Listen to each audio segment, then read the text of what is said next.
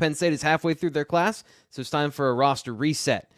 This is going to be looking at kind of a general overview, not necessarily position by position, although I will be pointing out areas of strength and places that the class is still working on, and we'll be getting through all those details, but we're not going to hit on every single position.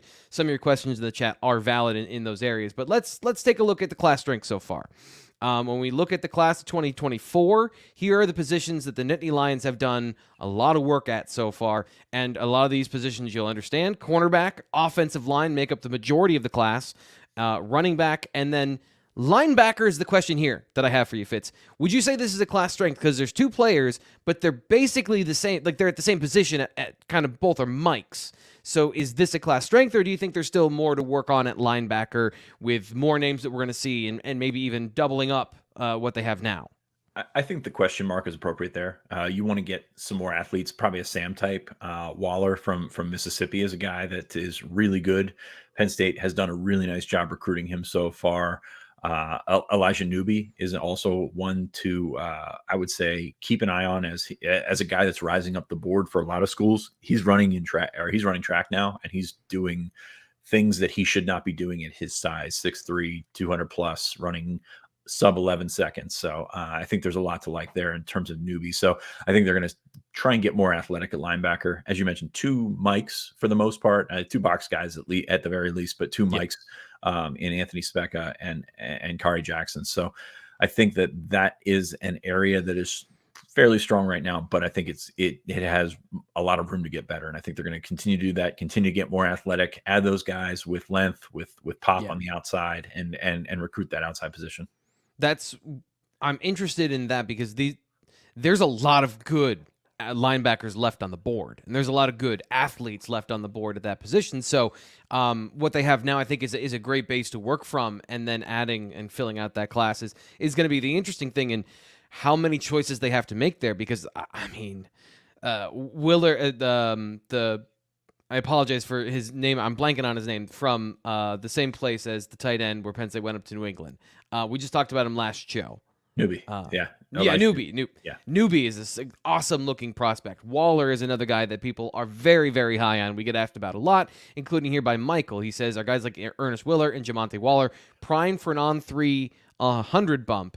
And if both guys commit, here's the question that's always behind the question is, this is top 10 class. So let's start with just, the player evaluation. Do you think both those guys could see an increase in where they are in the on 300? I think they can. I think more so Waller, just because if you look at him as an edge prospect, he's only a hair over 6 foot. Like, he's short for an edge prospect. And I think that's going to be what holds him back in terms of like ultimate ranking. Although I do think 24/7 has him as 5-star. Like, this kid is really, really darn good.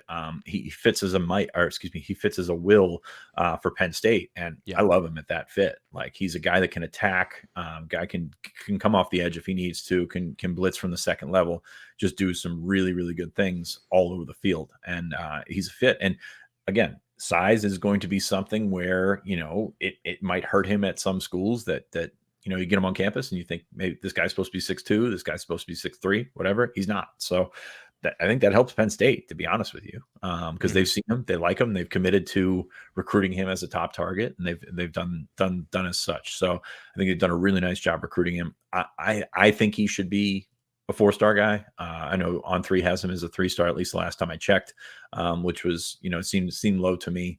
But I'm not the one doing those evaluations. I think Waller's a heck of a player. He's fun. I mean, he's just put on a tape. He's fun to watch. He is, and I'll show you here. The players we're talking about that are part of the committed class.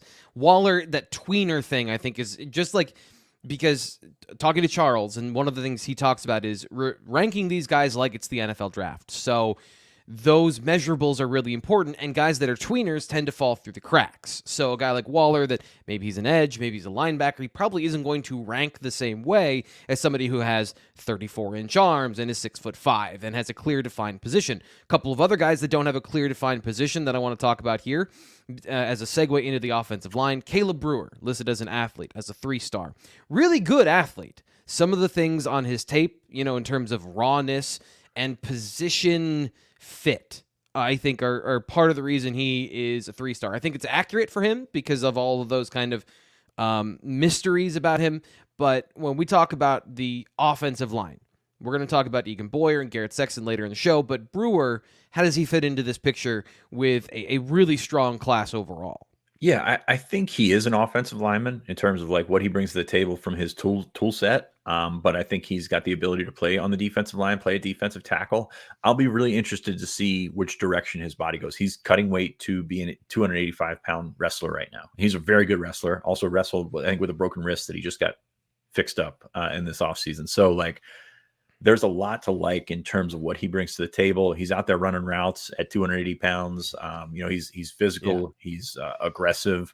Ross Tucker loves this kid, just absolutely loves this kid. And I got a text from Ross a couple of weeks ago. I hadn't talked to Ross in a while, and it was a 3-page text or whatever about how this kid is. He's definitely one to watch. I'll take Ross's opinion. He knows what he's looking at. So be very interested to see Brewer's growth. Is he he might be a 315-pound guard. Like it might be a situation where he just finds his way early in his career and then kind of settles in and is a productive player. But I like a lot of the things that he does, but you can see that he's probably capped by what he doesn't do right now in terms of rankings. Yeah, arm length is one thing I'm interested with him specifically, but not even just arm length. I always talk about functional length, because if you have 34-inch arms but you don't use them, it doesn't matter. And he doesn't have the longest arms and doesn't really have great hand usage. It shows up especially defensive tackle, where I see he's got one or two moves, and I don't know that he kind of just pinballs into the offensive line and then goes and makes a play because he's super athletic. So I'm very interested to see how he develops and what skills present themselves. Obviously, cornerback is a great position here. You can see John Mitchell, Kenny Woosley, Antoine Belgrave-Shorter. I think we're a little bit higher, and certainly Penn State is a little bit higher on their cornerback class than maybe this picture presents, because again, Penn State's a top 10 class. They got a lot of 3 stars. Some of these guys have a lot of hidden talent. And I think you can see corner is one area you would agree, especially on the outside, right? With these 2 guys that can play press and bump and run. Yeah, I agree. Mitchell and Belgrave-Shorter can both play on the outside. Belgrave-Shorter could be a safety. Mitchell, I'm very, very high on Mitchell. And then you can put Kenny Woosley in the slot, and like he's probably an inside-out guy. Like he's a little bit shorter, but he can play. He's quick enough to play in the slot. So I'm fine with corner. If you can land a Jameer Grimsley, like that would be cherry on top type. Daniel Harris, like cherry on top for that class, because he's very, very good as well. So it's you can never count on Florida, but Penn State's got a couple of commits in Florida. They're working on some other guys in Florida, so maybe this is the time they get over the hump and get those guys across. I know Grimsley was impressed with his visit when he came up in the spring. He's going to come back in the summer, so that's definitely, if you're looking at how to make a strong group even stronger, Grimsley he's very good. The offensive line, to circle back to them quickly, because we don't talk about it enough, the godfather of the class, Cooper Cousins. He's been in this class for so long, and to be 6'6", 305, and be a center for Penn State, an interior offensive lineman, how much of an advantage is that for this class to have that flexibility? I think, well, the flexibility there is at 6'6". I mean, he can play tackle. It wouldn't be a shock to me if next year at spring ball we saw him at tackle, just to get him the skills. It's like when they bring guys in at safety and play him at corner for a year or something like that to learn the coverage skills, to do all that. If you can learn, I know center's a tough position to master, but if you can learn the tackle skills, the kick set, all that kind of stuff that makes you an more all-around lineman. And if he can stick there, like we talked about Birchmeier this spring, potentially sticking there, his value is sky high as an interior lineman. Everybody's value is higher as an offensive tackle, because that position's so much more important. Not so much more important, but so important. So I think that's where you get the value and the flexibility with Cooper Cousins. Yes, he does seem like your center of the future, but also if you can be an offensive tackle, you have that in your arsenal. So, I mean, you're recruiting guys. They're recruiting big guys. Garrett Sexton's over 6'6". Egan Boyer's nearly 6'8". Cooper Cousins is about 6'6". So, like, they're recruiting bigger guys. I know Franklin said that about the defensive line after the Michigan game last year, but it holds true for both sides of the ball. I mean, you look at the last class with Javen Williams, Anthony Dunk is big, Birchmeier's big.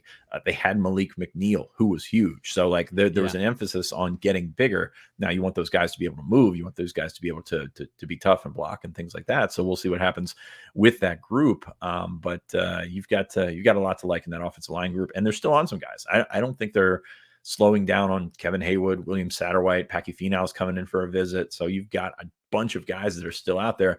That net is often cast wide, but I'm not sure that they've caught as much in that net as they have in the 2024 class so far. Yeah. Phil Troutwine's done a really nice job. He has, especially if you, like you just mentioned, if you consider that Cooper Cousins can be a tackle prospect. I wrote something that we'll talk about here in just a minute. If you consider that, they've got 3, and they might be able to get 4. And I don't know the last time they've been able to do that, and that's a very impressive and their top situation. guy might be a defensive lineman, so you've got that going too. So yeah.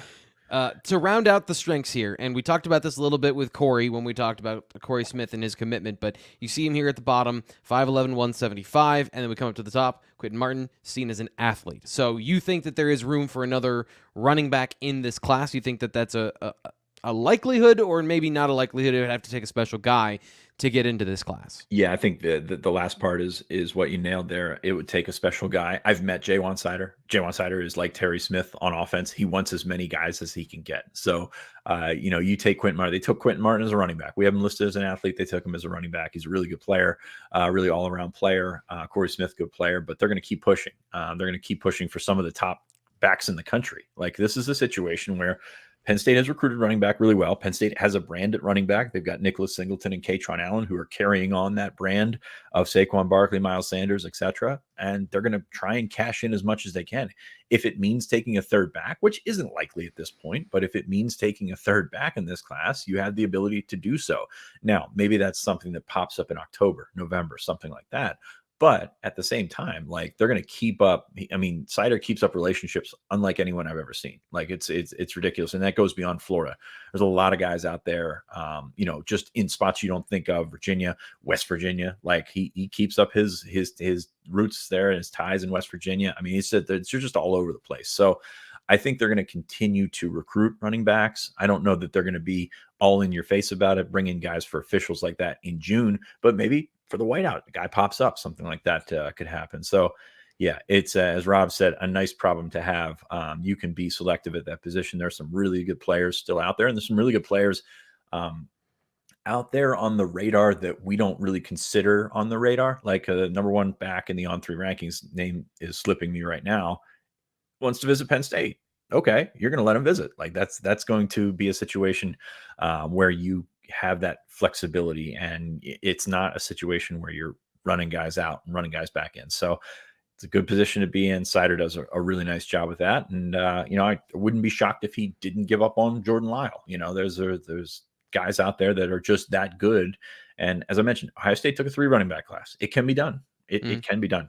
Not likely to be done, but it can be done.